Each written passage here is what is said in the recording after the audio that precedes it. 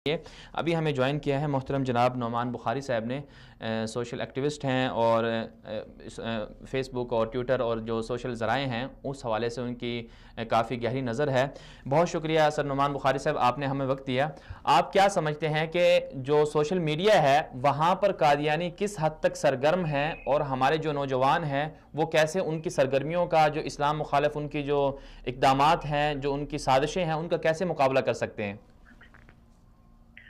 وعلیکم السلام جناب غلام نبی صاحب، بہت شکریہ کہ مجھے اس حساس معاملے میں اپنی رائے دینے کا موقع دیا گیا۔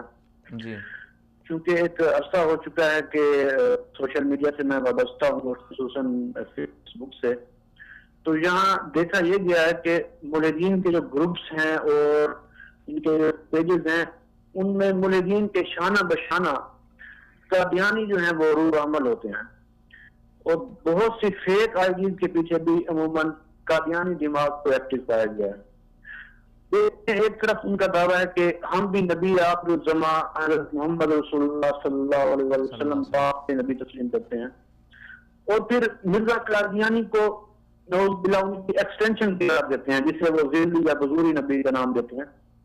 جی، خیر اس عقیدے پر میں بات نہیں کرنا چاہتا کیونکہ یہ موضوع نہیں ہے۔ بفرض محال اگر ان کا یہ دعویٰ درست مان بھی لیا جائے تو دیکھنا یہ چاہیے کہ توہین ازواج مطہرات جب ہوتی ہے یا توہین صحابہ کا موقع جب آتا ہے ملحدین کے گروپس میں، تو اس موقع پر ان کی خاموشی سے کیا مراد لیا جائے۔ جی، تو یہ تو بات ہو گئی اس سرگرمی سے کہ جس کا تعلق مذہب سے ہے۔ بلکہ دلچسپ بات میں آپ کو یہ بتاتا چلوں کہ قادیانیوں کے باقاعدہ پیجز ہیں اور گروپس ہیں جہاں یہ سوائے مرزا قادیانی کے دفاع کے اور کچھ بھی نہیں کرتے۔ جی، یعنی ان بیچاروں پر ایک مصیبت اور وبال یہ آ پڑی ہے کہ بجائے اپنے مذہب کے، یعنی جسے یہ اسلام کا نام دیتے ہیں یا احمدیت کا نام دیتے ہیں، اس کو پروموٹ کریں، یہ بیچارے معصومانہ طریقوں سے مرزا کو ڈیفینڈ کر رہے ہوتے ہیں۔ یعنی مرزا نے خود کو ڈیفینڈ کرنے کی کوئی فضیلت بتائی ہو، جی، حالانکہ اس نے تو اپنے علاوہ دیگر مذاہب کو باقاعدہ گالیوں اور مغالطات سے نوازا ہے۔ جی نعمان صاحب، جیسے آپ کارروائیاں تھیں۔ جی نعمان صاحب، جیسے آپ نے کہا کہ ملحدین کے پیجز ہیں ان کے پیچھے بھی قادیانی چھپے ہوتے ہیں اور قادیانیوں کی بہت سی سرگرمیاں ہیں، تو آپ کیا سمجھتے ہیں کہ ایک تو اپنا کیا کہتے ہیں اکرام کے طور پر اور اپنے ایک دفاع کے طور پر مسلمان یہ سمجھتے ہیں کہ چونکہ ختم نبوت ہمارے ایمان کا حصہ ہے، تو نوجوان جو سوشل میڈیا استعمال کرتے ہیں وہ کیسے ان پیجز کا، ان قادیانیوں کا مقابلہ کر سکتے ہیں؟ ایک تو سوال یہ ہے۔ دوسرا یہ کہ کیا حکومتی ذرائع سے یا حکومتی حلقوں کی طرف سے بھی کوئی ایسی قانون سازی کی گئی ہے کہ جو قادیانیوں کے پیجز کو بلاک کیا جائے، ان کو ختم کیا جائے؟ یہ بہت اچھی بات کی آپ نے کہ ان سرگرمیوں کو کیسے روکا جائے۔ میں یہ سمجھتا ہوں کہ یہ سوال سادگی پر مبنی ہے۔ کسی بھی فرد یا گروہ کو آپ سوشل میڈیا ایکٹیویٹی سے ہرگز نہیں روک سکتے۔ جی، یہاں بزرگ شمشیر والا کلیہ نادانی کہلائے گا۔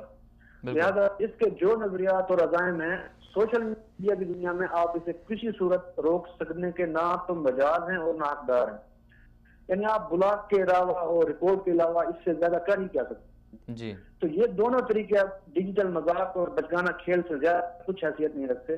ہاں، اس کے علاوہ ایک طریقہ یہ ہے کہ آپ ارباب اختیار کو اس گھر میں متوجہ کریں اور انہیں کنونس کریں کہ آپ جو ہے ان کی سرگرمیوں پر نوٹس لیں، لیکن یہ بھی ایک ناممکن بات اس لیے نظر آتی ہے کیونکہ قومی اداروں میں ان کا جو نفوذ ہے اور رسوخ ہے اب ایک حقیقت بن چکی ہے۔ بالکل۔